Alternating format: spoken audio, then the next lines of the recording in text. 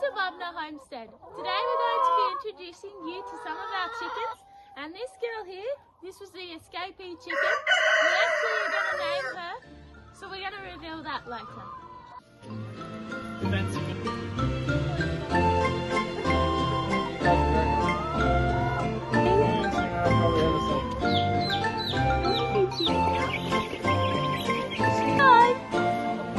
Hey, don't get down! You're supposed to go to bed! Has grown into a much larger flock than we ever imagined. We're also continuing to... For those that are new here, we were married about 9 months ago and we moved into my husband's grandparents' old place. As you can see behind us, we're very fortunate to inherit a large chicken pen that used to be part of an Australorp hatchery. However, it's been, I think it was built about 100 years ago, and it's definitely starting to look very run down. You can see fencing needs a bit of work, the sheds need some work, so over the next 6 to 18 months we're going to be working on trying to fix up these sheds, build some new ones, and just fix up the fencing, make everything look a bit nicer and a bit more usable, and yeah, make it really easy to use. But before we go any further, I better show you how we ended up with this many chickens. So the plan was pretty simple. To start with, we ended up just getting three hens from the Gawler markets. We paid about $18 each for them. They weren't really the best quality, but they just got us started. And then I found a really good deal on Gumtree for $12 for like point of lay hens, which is really cheap. They're normally about $30. So we got those, and I got given a rooster from someone that couldn't have a rooster anymore, so I was able to start doing my fertile chicken eggs again, which I used to do before I got married. So yeah, we were content with that for a while, and then we sort of got a little bit further. Went a little bit further and ended up with a lot more chickens, but we'll tell you about that one. So not long after this, a really good deal from a friend. They were selling 17-month-old hens for $5 each, and the price was just too good to pass. Yeah, I couldn't help myself, I had to get some. So we ended up with 30 of those, so consequently we ended up with lots of eggs very fast. However, the process of picking up these chickens was anything but simple. The chickens were being sold about 2 to 3 hours away. We were actually heading that way on that day to pick up some goats. However, we probably weren't going to make it in time to pick up the chickens. So we organised to drop off 2 cages with a friend to pick up our 30 chickens, and then we'd meet them at their place on the way home. However, it wasn't long before another friend heard about the opportunity and wanted to pick up 25. And not long after that, yet another friend wanted a few more chickens as well. And you guys are very noisy. So, at the end of all these orders, we were responsible for taking 70 chickens home that day. And unfortunately, it just happened to be a very warm day, the day we were picking up these chickens. And our friends who were picking them up for us quickly realised it was a little bit too warm to fit that many chickens in our cages, considering they're only meant for 30, and they had to quickly unload them and put them into a trailer. After some struggles of our own picking up these goats, we eventually made it a few hours late, later than intended, to pick up these chickens, and boy did we underestimate how many chickens 70 hens actually is. Cages were completely full, the chickens were everywhere, and before long my ute canopy was overflowing with chickens. Well, we have 3 full cages of chickens and goats, and we still have to fit these in somehow. I think we're going to have to be putting them around loose in the canopy. Best thing you've seen? Funniest thing I've probably ever seen. Or done? All done. How do you feel about your canopy being full of chickens? Not very good. Well, we better get home and get them in bed. If anyone drove past us on the way home that day, they probably thought we'd completely lost our minds. What started out as a simple plan to buy 30 hens had somehow turned into transporting around 70 chickens, 2 milking goats, and a whole lot of chaos. Thankfully, all the birds made it home safely, and it definitely became one of the more memorable chicken pickups we've ever done.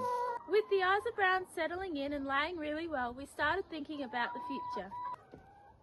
So originally we were planning just to have these Isa Brown Rhode Island Red chickens for fertile eggs, but my eggs were just selling out so fast.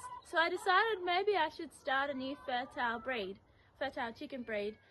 And so I had an opportunity come up where we found some chicks for sale. We have some new additions in here. Chickies! Ta-da! These are Australorp chicks, purebred Australorp chicks. So as you can see, I'm planning to start an Australorp flock. But we'll have to wait a while. There's little chickies. Very noisy chickies. So we ended up getting black Australorps, and these are a really good breed because they're really good layers. They lay nice big eggs, and they also tend to be dual purpose, which means you could even use them for meat if you wanted to because they grow really big. Black Australorps are also a really popular Australian breed as well. For the next few weeks, we are focusing on keeping them warm, fed and growing well. I've got a DIY feeder and waterer that we made for them, and they're just staying nice and warm and enjoying their food. This is the feeder. It sort of needs to be cable tied up against something, otherwise they knock it over. Like they did over here. Crazy chickens. They're growing well, got lots of feathers now. Soon they'll be able to not need a light anymore. The plan is once they mature, they'll give us a second line of fertile eggs and hopefully a bit more variety to what we're able to offer. So with the Australorps growing really well, we found another opportunity to get some more chickens, and these hens were about 9 months old, laying really well, but we only had one issue. We had to find somewhere to put them, didn't we? Fortunately, Dad had an old garden area that wasn't being used, and we thought it might make the perfect place for the new hens. Of course, it wasn't quite ready for the chickens yet. There was fencing to sort out, areas to clean up, and plenty of work to do before the birds could move in. But after a bit of effort, we finally had somewhere for the new flock to call home. So we found these nesting boxes, and we just cleaned them out and put them on Besser bricks there. This was a previous chicken shed.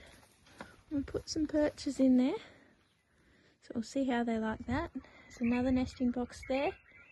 Got to fix out something for their feed and water. We've got a whole big orchard to just roam around in here. They're going to love it. How do you like that, girls? Batch 1, there's another batch to go. Hey, don't get down. You're supposed to be going to bed. What do you think, chickies? That's your sleeping pen for night. And we'll let you out in the morning and you can lay in here. And then you have a whole orchard to scratch around in. Hey chickies, how do you like your new place? Is it good? Looks like they're enjoying it. So that's how we got to where we are today. What started as 11 hens and a rooster has grown into a much larger flock than we ever imagined, with 70 laying hens and 20 chicks. Thankfully, the birds have settled in well and have been laying consistently. We're currently collecting plenty of eggs each day, and we've been really happy with how the hens are going. We're also continuing to grow out our black Australorps, which we're hoping will become our second fertile egg breed in the future. As for feeding, we've been mixing our own feed from our farm-grown grain and letting all our chooks free range over our property, and they can certainly get around the farm quickly. We will save the details of our feeding mixes and routines for another video, but the flock certainly keeps us busy and goes through a fair bit of feed. But now it's time to name our escapee chicken that we asked for your help to name in the comments a few weeks ago, and we had some really good suggestions. We thought we'd give you a quick montage of the chickie's daily behaviour and routine before we reveal it. Ha! There's the chicken that lets herself out every morning. You coming to see if you get your feed? We're still thinking of a name for you. You'll have a name soon. Yes, he went that way. You have a very keen follower.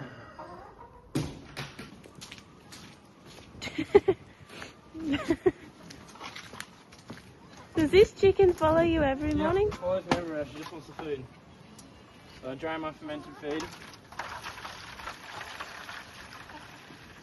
And that chickie eat it. Oh, get your head out of there. You're a very spoilt chicken. Give me the rest. It's all yours, buddy. You don't want to eat it, do you, Taco? Ooh, yuck. Not cat food.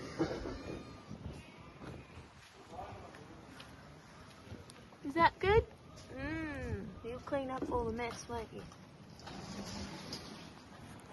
Did you lay your egg yet today? Or are you coming to eat up before you go lay your egg?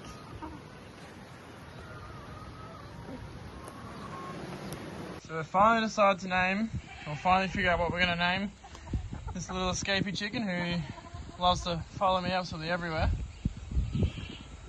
But we had a suggestion from someone to call her Ginger, and we reckon it's a great idea. So yes, her name is now Ginger. We also got a good suggestion for what we should name our rooster. And we're finally giving you a name, big boy. Your name is Rocky. So big boy's name is going to be Rocky from now on.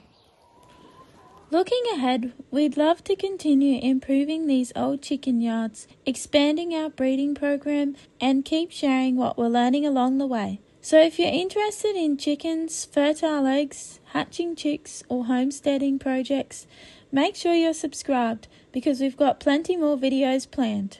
We loved reading all your suggestions, so if you've got any ideas for future videos or names for future birds, let us know in the comments below. We hope you've enjoyed this week's video from the Bubner Homestead. If you did, please give it a like and we'll see you in the next one.